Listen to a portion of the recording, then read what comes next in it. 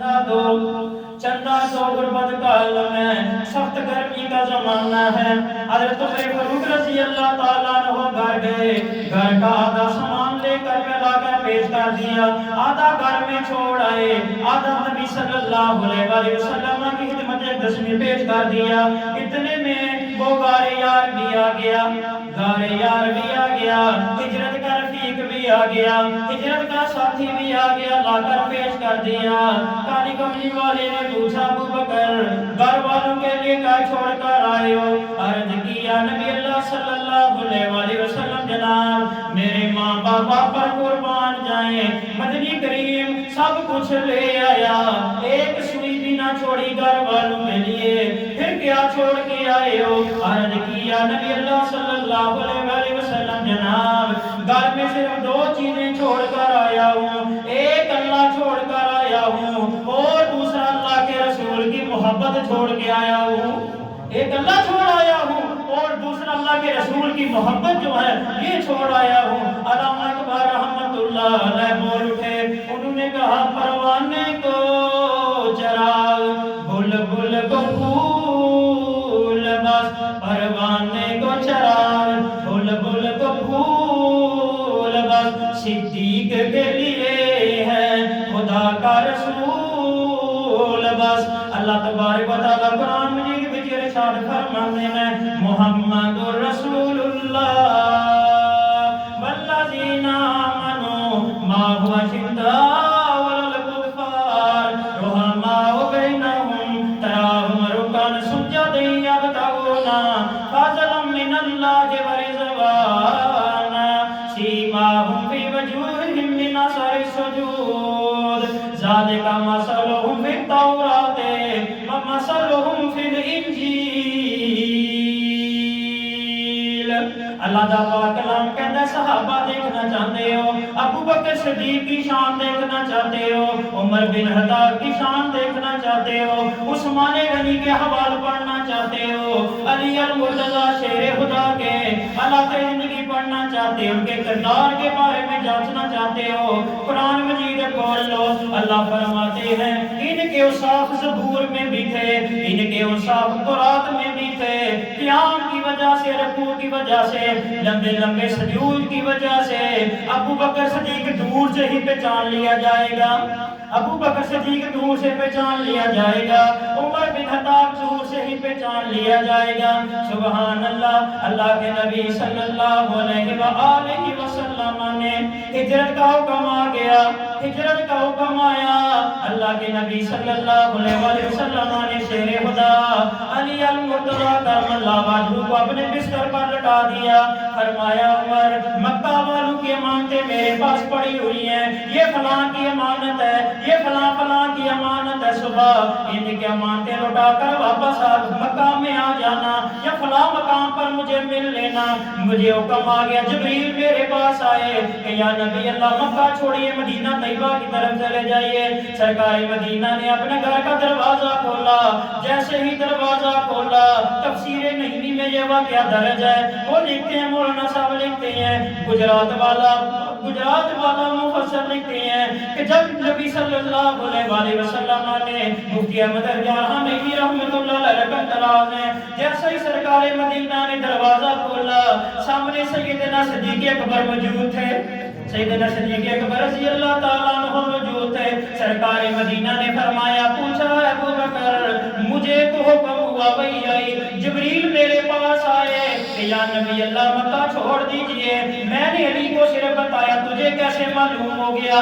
تجھے کیسے پتا چلا؟ ہجرت کے جو حکم آ گیا، سیدنا صدیق اکبر رضی اللہ تعالیٰ عنہ نے جواب دیا، یا نبی اللہ صلی اللہ علیہ وسلم جناب تسی فلاں مجلس وچ فلاں موقع دے اوتے تسی ارشاد فرمایا سی حکم آمنے والا ہجرت دا، حکم ہجرت دا آمن والا ہے، تے یا نبی اللہ جس دن میں یہ گل تواڈے کول سنی سی نا کہ حکم ہجرت دا کس نے ویلے بھی آ سکدا ہے، تے یا نبی اللہ میں اس رات تو لے کے اج جڑی رات ہے میں اس رات ستا نہیں، میں کسی رات ستا نہیں کہ کدھر اے نہ وے سرکار مدینہ آمن میرے دروازے تے مینوں پتہ نہ چلے، مینوں پتہ نہ چلے، تے یا نبی اللہ میریاں راتاں تواڈے دروازے سامنے گزردیاں نے، میریاں راتاں جڑیاں نے ابو بکر صدیق دی راتاں جڑیاں نے یا نبی اللہ یہ تواڈے دروازے سامنے میری راتاں جڑیاں نے اے گزردیاں نے او ابو بکر صدیق رضی اللہ تعالی عنہ ہے باپ بھی صحابی ابو قحافہ باپ بھی صحابی خود بھی صحابی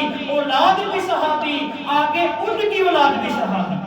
چار پشتاں جڑیاں نے چار نسلاں اے سارے دے سارے ابو بکر صدیق رضی اللہ تعالی عنہ دے اے سارے صحابی نے سرکار مدینہ صلی اللہ علیہ وآلہ وسلم کھانا تناول فرما رہے ہیں ابو بکر صدیق آ گئے اللہ کے نبی نے پہلا نوالا انہیں دیا ابو بکر صدیق کو پہلا نوالا دیا اللہ کے نبی نے تبسم فرمایا دوسرا نوالا پھر دیا ابو بکر صدیق کو اللہ کے نبی نے تبسم فرمایا تیسرا نوالا دیا پھر تبسم فرمایا رفیق یار نے پوچھا قاری یار نے پوچھا یا نبی اللہ صلی اللہ علیہ وآلہ وسلم جناب میرے ماں باپا پر قربان جائیں آپ نے کیوں تبسم فرمایا اللہ کے نبی نے جواب دیا ابو بکر جب میں نے تجھے پہلا نوالا دیا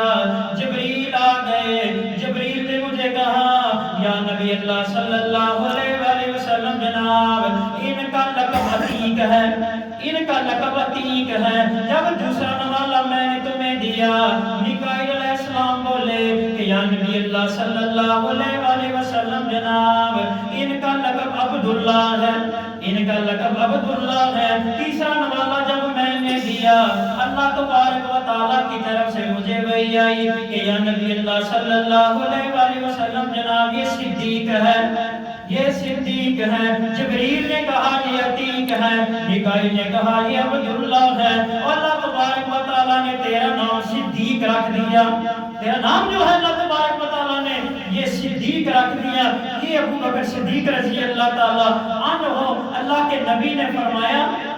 قیامت کے دن آواز لگائی جائے گی ابو بکر جنت کے 8 دروازے تیرا جس دروازے سے جی چاہے تو جنت میں داخل ہو جا اے سیدنا صدیق اکبر رضی اللہ تعالی عنہ دا مقام اور مرتبہ سیدنا بلال رضی اللہ تعالی عنہ کو آزاد کرانے والے یہ ابو بکر صدیق رضی اللہ تعالی عنہ تھے حضرت زنیرہ رضی اللہ تعالی عنہ کو آزاد کروانے والے سیدنا صدیق اکبر رضی اللہ تعالی عنہ تھے عامر بن فہیرہ کو آزاد کرانے والے سیدنا صدیق اکبر رضی اللہ تعالی عنہ تھے سبحان اللہ عائشہ صدیقہ رضی اللہ تعالی عنہ نے ایک دن پوچھ لیا اے کالی کملی والے میرے سرتاج یہ تو بتائیے آسمان پر جتنے ستارے ہیں جن کے برابر بھی کسی کی نیکیاں ہیں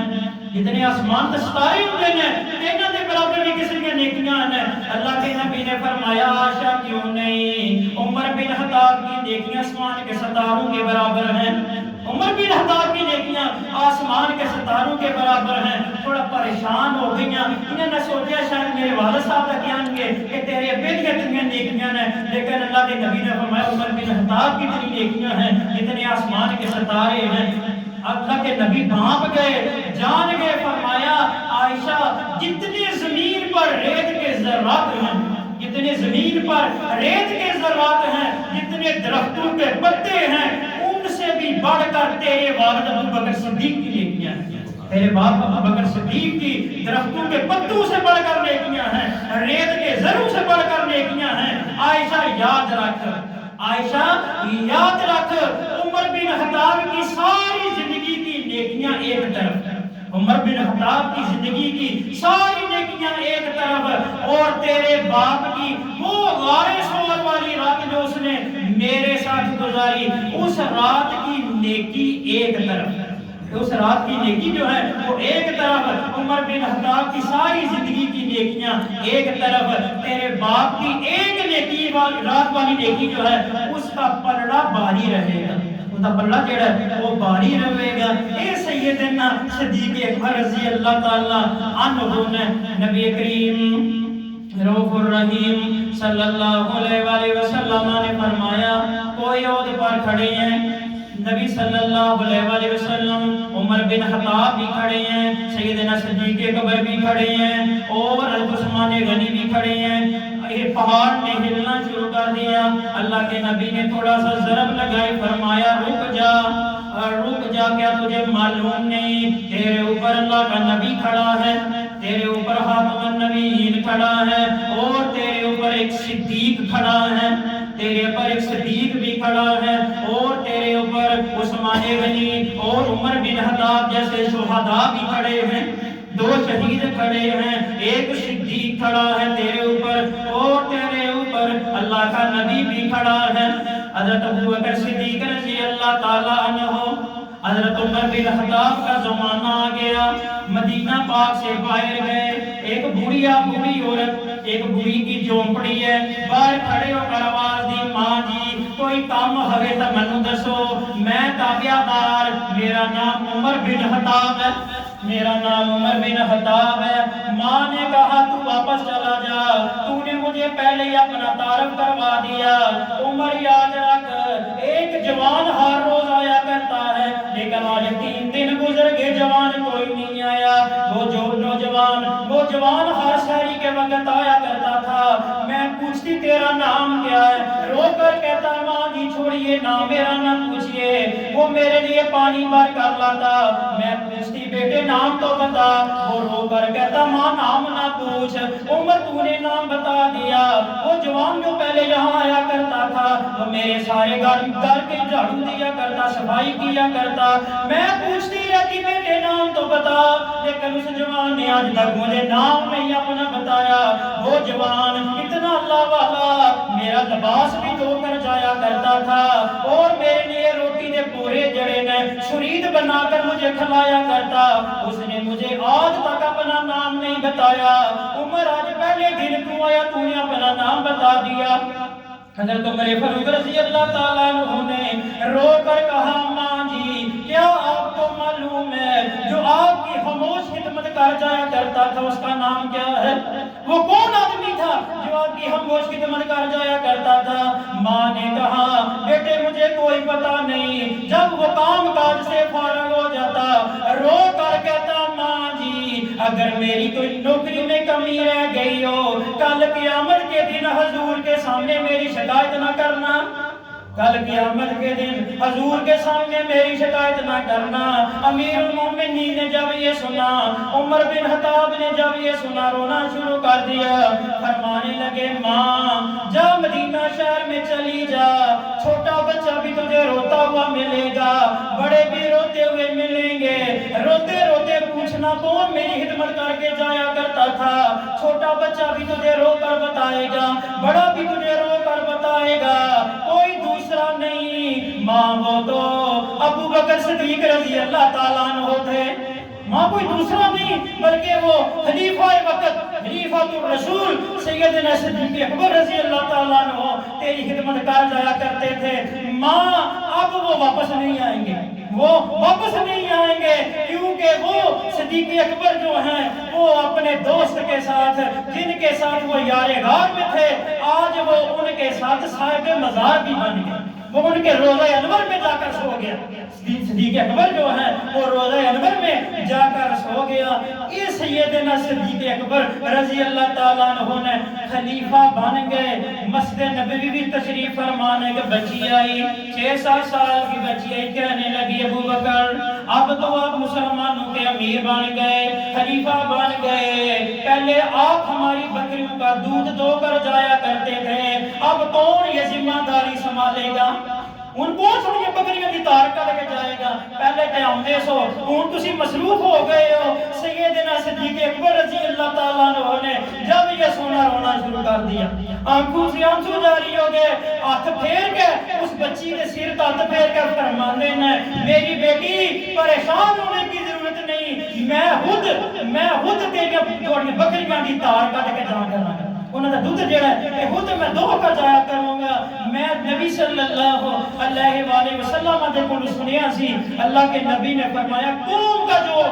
سردار ہوتا ہے، قوم کا جو سید ہوتا ہے، سردار ہوتا ہے، وہ قوم کا خادم ہوتا ہے، وہ قوم کا جڑا ہے وہ خادم ہوتا ہے۔ اے سیدنا صدیق اکبر رضی اللہ تعالیٰ عنہ نے قیامت دن میں اللہ دے نبی صلی اللہ علیہ وآلہ وسلم نے فرمایا جنت دے 8 دروازے میں آواز آوے گی، تیرا جس دروازے تو جی چاہے ابو بکر تو جنت میں داخل ہو سکنے، اور اللہ کے نبی صلی اللہ علیہ وآلہ وسلم نے ارشاد فرمایا کہ قیامت کے دن اللہ تبارک و تعالی ابو بکر صدیق رضی اللہ تعالی عنہ کی سفارش پر میرے امتیوں کی بخشش بھی فرما دیں گے بغیر حساب کتاب کے۔ ان کی سفارش جو ہے، ابو بکر کی سفارش جو ہے، یہ